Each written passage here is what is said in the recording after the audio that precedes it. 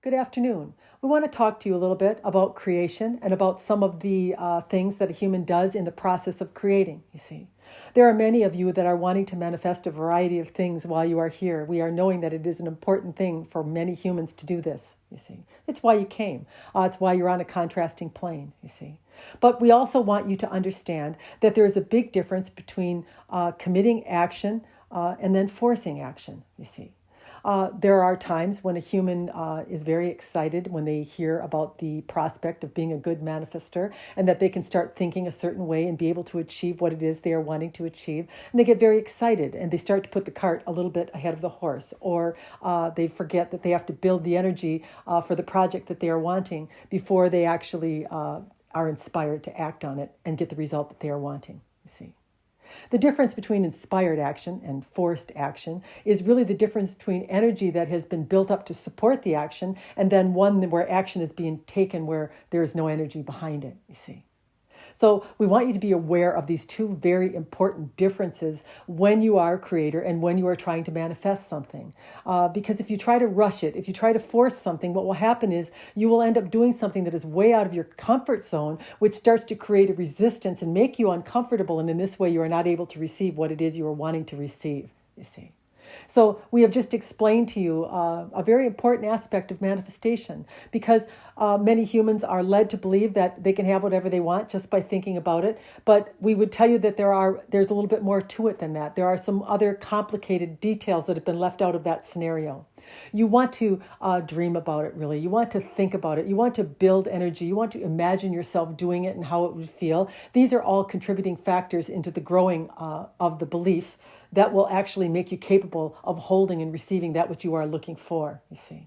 But if you just decide that you have heard somewhere that if you just think about something, you can have it, and you run right out and try to act on it, perhaps you are we don't know, doing something really risky that you wouldn't normally do, but you are doing it because you have heard you can do it and you don't have to worry about it. And then you get the disastrous result that you would not want or not expecting. You see, this is the reason for it. We are trying to get you to understand that a creator of a painting, let's use that, we would use the same description. There is an idea, a thought about what it is that the one is wanting to paint. And then there is a toning of the mat, the color of behind it that is going to make it present a certain type of feeling or a flavor to it, yes, as it is painted. And then there might be a sketch, a separate sketch even that one draws, that they imagine what will be on the painting. And then they might lightly draw that actually onto the paper before they begin the painting. But you get the idea. We're building energy here. We are starting to make ourselves believe that we are a painter, that we have a plan, that we are envisioning how it is going to look.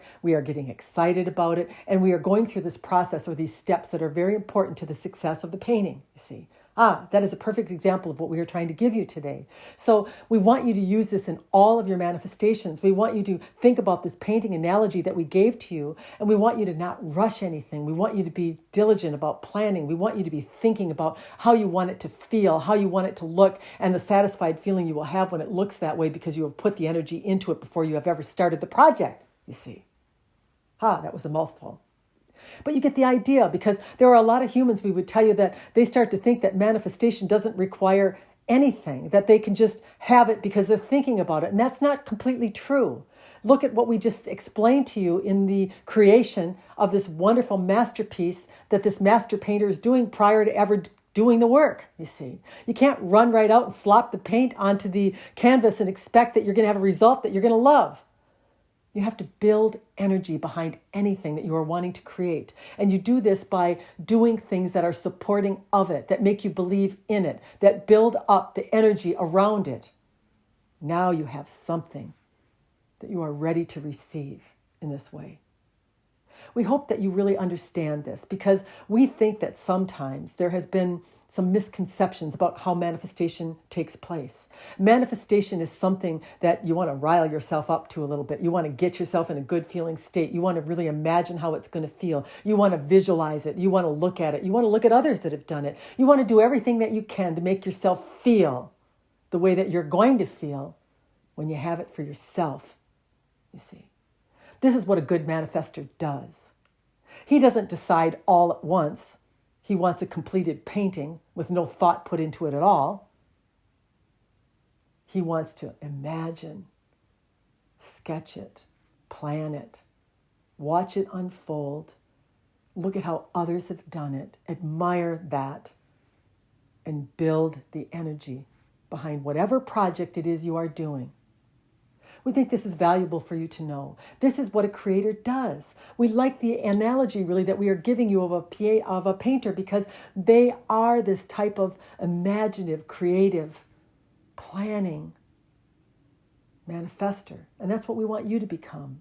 We don't want you forcing things. We don't want you not packing the energy behind a project and trying to force something to happen because you're wanting something to happen. You are the one that's making it happen. Do you understand this? You cannot force action.